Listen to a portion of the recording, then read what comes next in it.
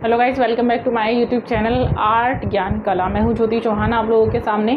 और देखिए, मेरे पीछे आज आप लोग देख रहे हैं कि मैंने लगाई हुई है नालंदा विश्वविद्यालय की पिक। तो जैसे कि नालंदा विश्वविद्यालय से अभी आप लोग जानते भी हैं कि ये फिर से शुरू होने जा रहा है। मतलब इस यूनिवर्सिटी में मोदी जी ने फिर से इसका इनॉग्रेशन किया है। और यहाँ से अगर मैं बात करूँ, आप लोग देख रहे हैं इस पिक को, तो ये बहुत पुरानी बात है कि ये एक समय बहुत बड़ा विश्वविद्यालय या फिर मैं कहूँगी एक बड़ी यूनिवर्सिटी थी।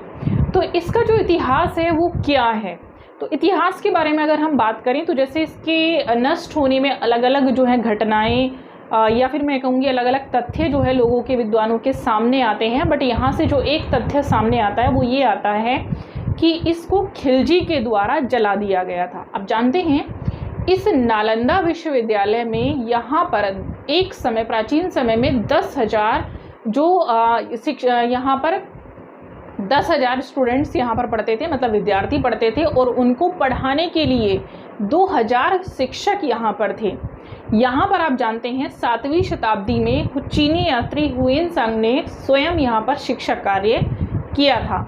इस पूरे नालंदा विश्वविद्यालय की जो स्थापना आप देख रहे हैं, इसकी स्थापना कुमारगुप्त प्रथम ने की थी 5वीं शताब्दी में।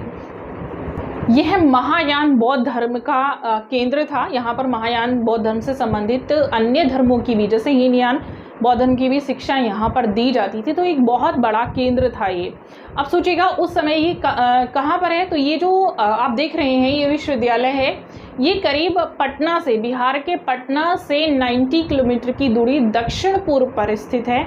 और उस समय ये इतना बड़ा विश्वविद्यालय था, यूनिवर्सिटी थी कि यहाँ पर इतने लोग पढ़ते थे, पढ़ाते थे, यानी धर्म से संबंधित यहाँ पर शिक्षाएं दी जाती थी। जैसे कि बौद्ध धर्म में बहुत सारी चीज़ों का वर्णन आप देखते हैं कि मिलता है। मानव जीवन से संबंधित जो मॉरल वैल्यूज़ वाली चीज़ें हैं उन शिक्षाओं को यहाँ पर पढ़ाया जाता था। बट खिलजी ने यहाँ पर आग लगाई और यहाँ की जो आप देख रहे हैं ये जो बिल्डिंग है इस समय पूरी खंडर बन चुकी है।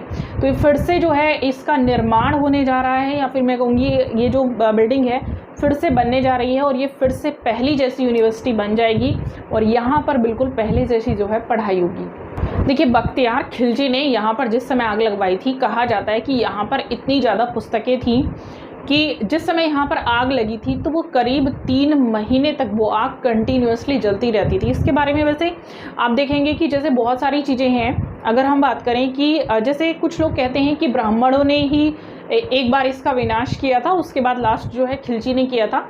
और ब्राह्मणों के विनाश का जो रीज़न था कि ब्राह्मणों ने यहाँ पर विनाश किया था कि खाली यहाँ पर कि बौद्ध धर्म की शिक्षा दी जाती थी। तो ऐसे कुछ तथ्य जो हैं सामने आते हैं। बट अब यहाँ पर जितनी चीज़ें रखी गई हैं उनके द्वारा आप देखेंगे बहुत सारी चीज़ें हैं जो सामने आएंगी। देखिए, कुमारगुप्त ने 427